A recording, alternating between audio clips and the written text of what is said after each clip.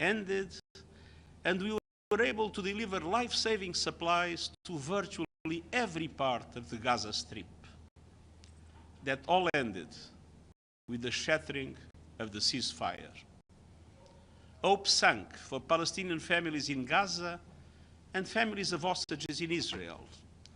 And I was reminded yesterday when I met again with hostage families. And that is why I've consistently been pushing for the immediate and unconditional release of all hostages, a permanent ceasefire, and full humanitarian access. In times like these, we must be crystal clear about the situation.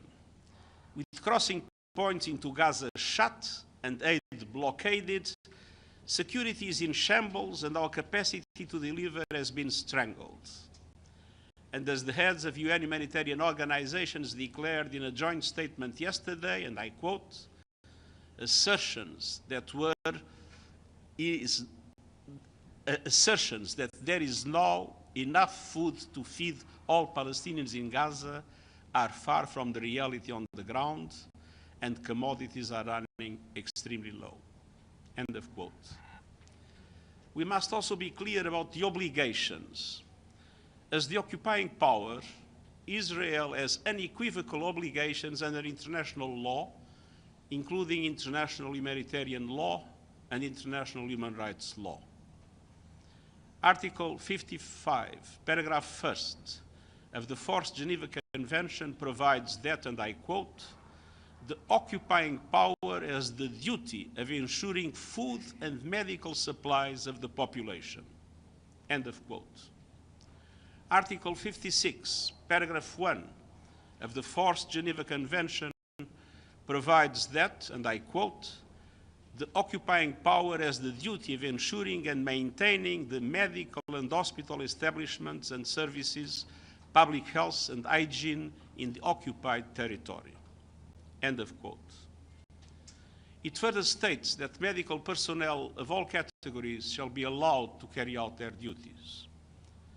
And Article 59, paragraph 1st of the Fourth Geneva Convention provides that, and I quote, if the whole or part of the population of an occupied territory is inadequately supplied, the occupying power shall agree to relief schemes on behalf of the said population that shall facilitate them by all means at its disposal. End of quote. None of that is happening today. No humanitarian supplies can enter Gaza. Meanwhile, at the crossing points, food, medicine, and shelter supplies are piling up and vital equipment is stuck. International humanitarian law also includes the obligation to respect humanitarian relief personnel. And I want to say a special word about those humanitarian heroes in Gaza. They are under fire and yet doing all they can to follow the path they choose to help people. UN agencies and our partners are ready and determined to deliver.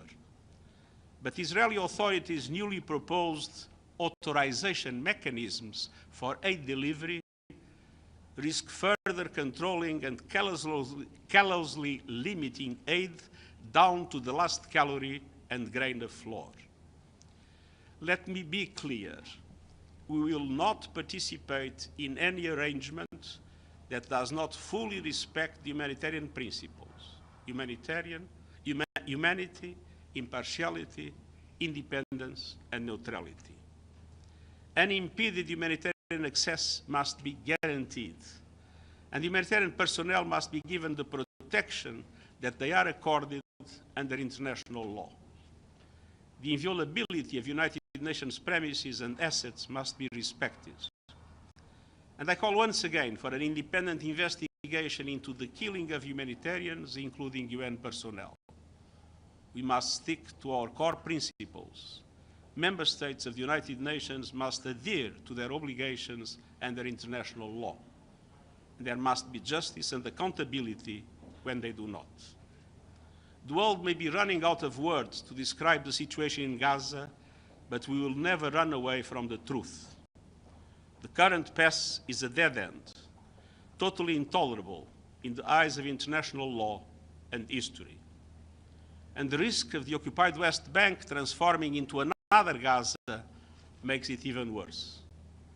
It is time to end the dehumanization, to protect civilians, release the hostages, ensuring life-saving aid, and renew the ceasefire. Thank you.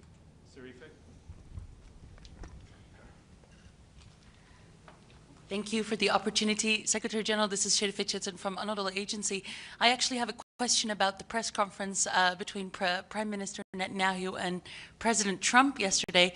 If you may recall, they once again reiterated President Trump's vision to relegate the Gazans to countries who are willing to take them. So I just want to know if you think this is forced displacement, and isn't that a war crime?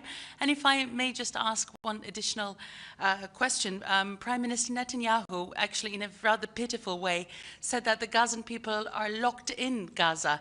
I just want to know, in your opinion, who is locking the Gazan people in there? For example, is the UN able to, carry out urgent medical evacuations if they want to?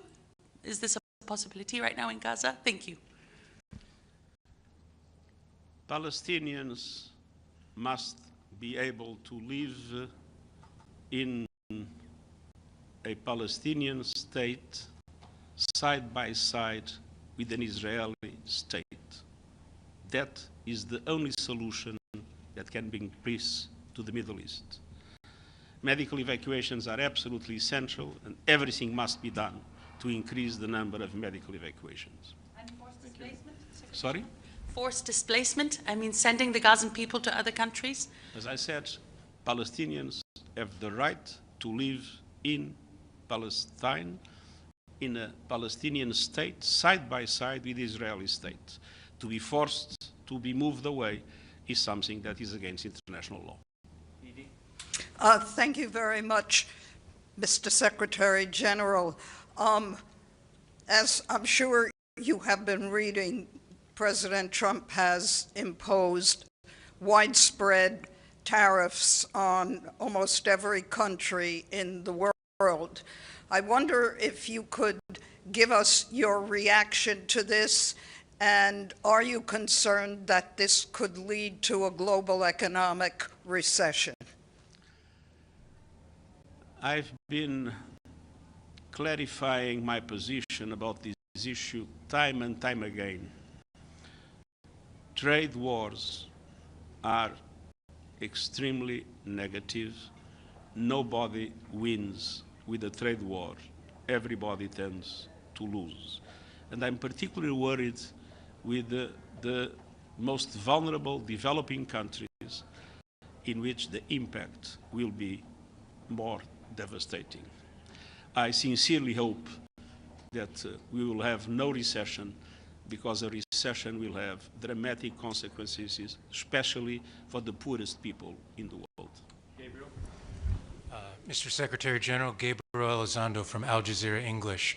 In your remarks just now, you said the world may be running out of words to describe the situation in Gaza. However, much of the world does have a word to describe what's happening in Gaza, and that word is genocide. You have been consistent over the last 18 months that you feel it's up to a relevant international court to determine if a genocide is taking place in Gaza. However, my question, sir, is do you understand how so many people around the world do look at what's happening in Gaza as a genocide? I think that the situation is sufficiently horrible not to be worried with the semantics.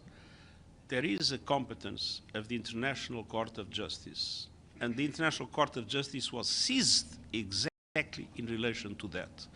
And the International Court of Justice is a body of the UN, and I respect the decisions of the International Court of Justice. But as I said, the situation is absolutely horrible. There is no doubt about that. Abdelhamid. Thank you, Mr. Secretary General. Abdelhamid Siyama from the Arabic Daily, Al-Quds Al-Arabi. Mr. Secretary General, you keep saying nothing justifies October 7. You keep repeating that all the time, that nothing justifies what happened on October 7. Is there anything justifies 56 years of occupation? Is there anything justifies the settlement activities? Is there anything justifies bulldozing many thousands of Palestinian homes? Is there anything justifies the invasion of Jerusalem and not allowing Palestinians to go to the Holy Mosque? Why you keep repeating that as if history started on October 7? Thank you. You listen carefully to what I say. I always say, when I say nothing justifies the October 7 horrible terror attacks by Hamas, I always add, and nothing justifies the collective punishment of the Palestinian people. And all the things that you have been described correspond exactly to the collective punishment of the Palestinian people. Thank you very much. Thank you. Thank you very much. Human Rights Council.